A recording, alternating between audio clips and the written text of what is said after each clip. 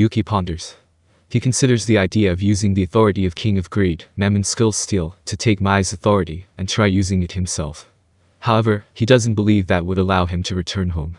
Even though Yuuki's energy reserves are greater than Mai's, the difference isn't significant enough to make a reliable bet on reaching the coordinates needed to return home.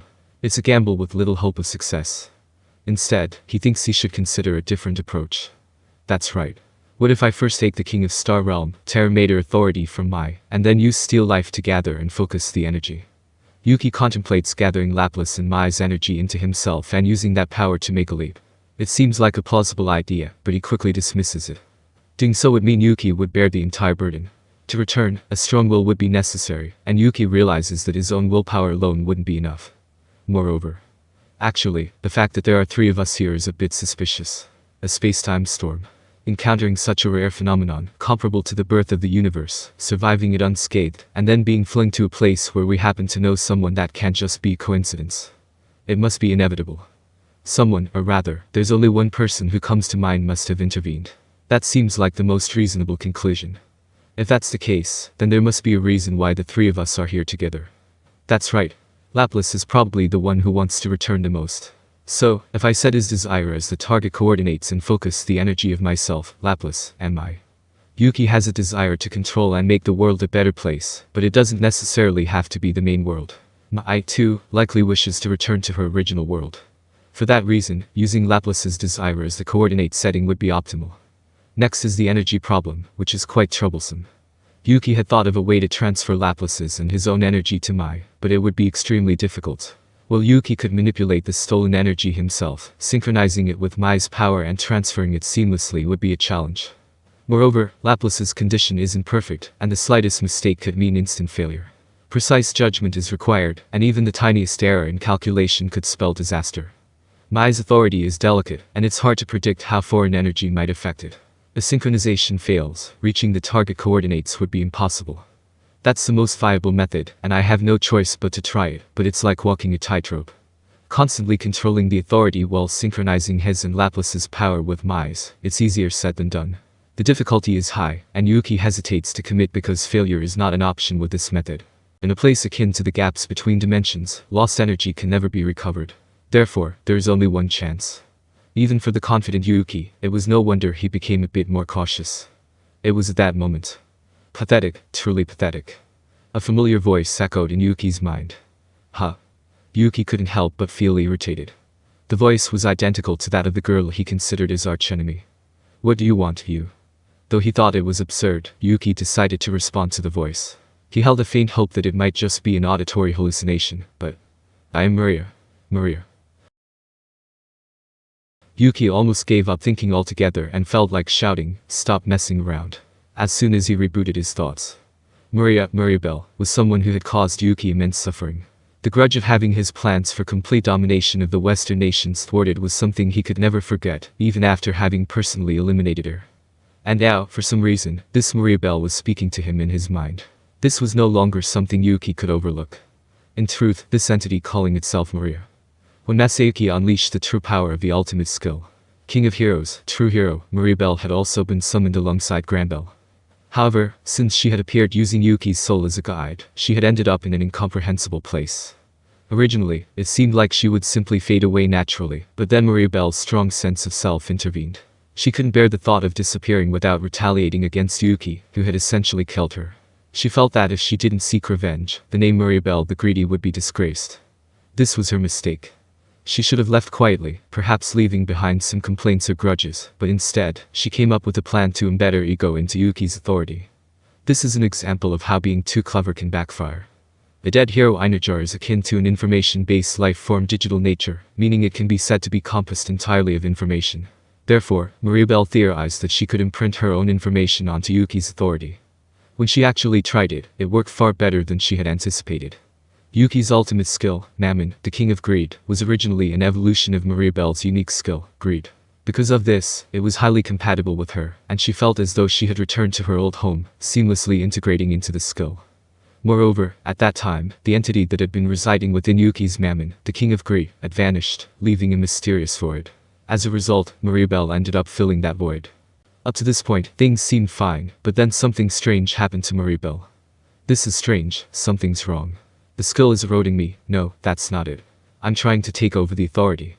Yes. By the time she realized it, it was already too late.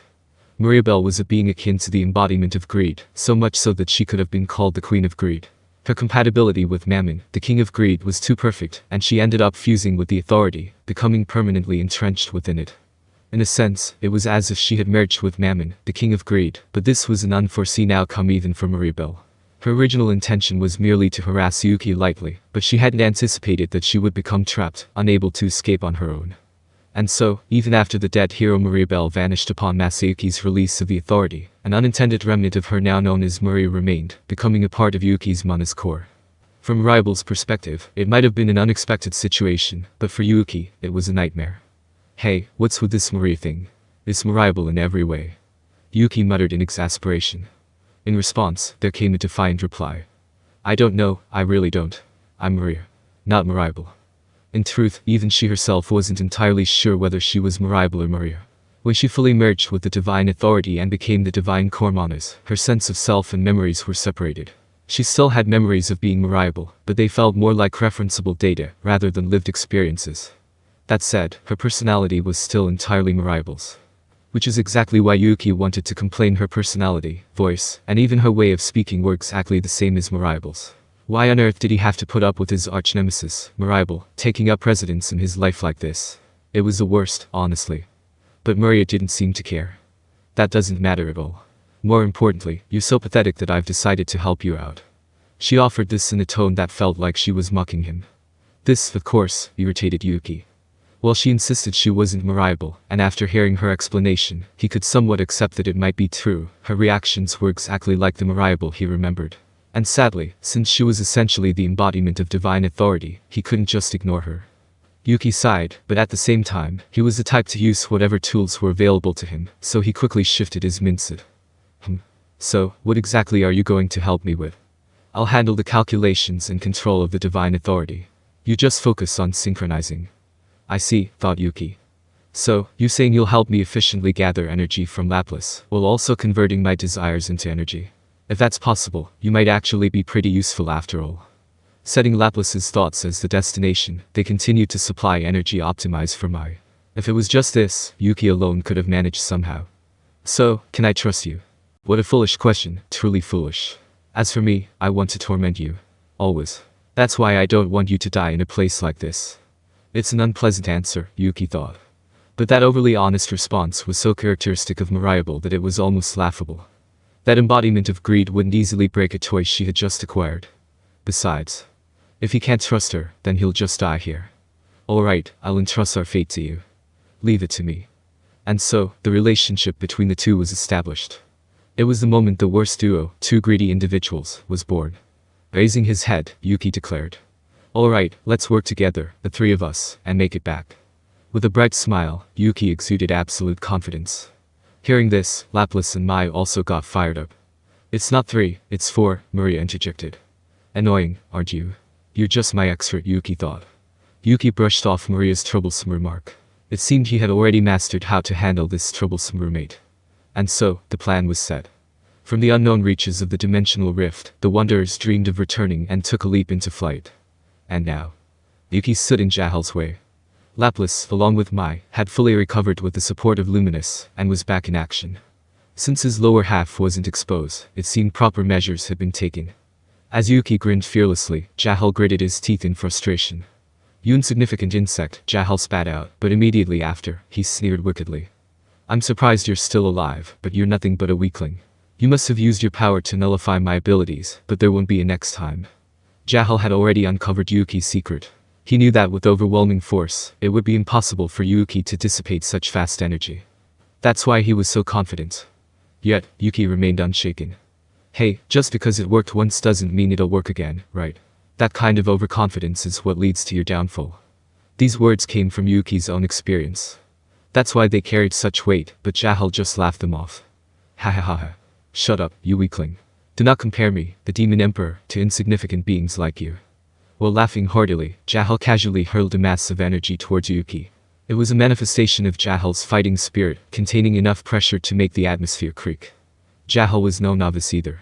He had fully understood his own power and could wield pure destructive force at will. Yuuki should have been in a dire crisis from the violence unleashed without any need for build-up. However, the result was astonishing. Useless, Yuuki said casually, deflecting Jahil's violent energy with his left hand. Huh. Jahil was left speechless, unable to keep up with what had just happened. Boss, what did you just do? Even Laplace, who was on the same side, seemed to share the same sentiment and couldn't help but ask Yuuki. In response, Yuuki flashed a mischievous grin. It's simple. Pure strength that isn't enhanced by any authority is basically asking me to take it away, he explained with a smirk. His attitude was completely relaxed, exuding confidence, as if he was looking down on Jahil. But in reality, it had been a close call. Phew, it seems like it worked. Of course it did, I'm here. That's exactly why I'm worried, Yuuki thought, but he buried that thought deep within his mind, so Maria wouldn't catch it. Yuuki's ultimate skill, Mammon, the king of greed, specializes in taking things away, as explained before. However, it naturally has its limits. After suffering a crushing defeat against Valgrand, Yuuki became painfully aware of it. That's why, this time, he was being more cautious. Even though I failed against Valgrand. I'm here too, you know. I'm not impressed by you calling me by name so casually. Yuuki panicked. I was trying to provoke Jahil, but I didn't expect this interruption. He had actually been in the process of scanning the battlefield to see who was present, so he hadn't noticed Valgrand's presence. He hadn't expected her to be there and had carelessly mentioned her name. Getting called out at this moment was an unexpected miscalculation. Seriously, you're way too good at hiding your presence. As a true dragon, you should be more imposing, you know. After silently gritting his teeth at the complaints he couldn't voice, Yuuki rephrased his words. I failed when I went up against Valgrand, but against someone like you. It was an easy win. Honesty is a good thing. I'll let that slip of the tongue slide this time. Much appreciated. Yuuki was far more cautious around Valgrand than he was with Jahil. Seeing this, Masayuki thought to himself. Even Yuuki struggles with Valgrand. His respect for Yuuki was already high, but now he felt even closer to him. In stark contrast, Jahil was seething with rage. You dare say you stole my power? That's right. But this time, I didn't get greedy, I only absorbed what I could control and distributed the rest. Yuuki answered Jahil's question. Rather than trying to absorb all of Jahil's energy with steel life, he only took in what he could handle, distributing the excess among his allies. This prevented a repeat of his loss against Valgrand. This was also a result of the leap ascension technique, which he had managed to pull off successfully on the spot. With Maria, now his manas, providing support, Yuuki could now control an overwhelming amount of energy. And just as Yuuki had said, the effects extended beyond himself. Thanks to the energy he had redistributed, even Laplace and the others had returned to peak condition.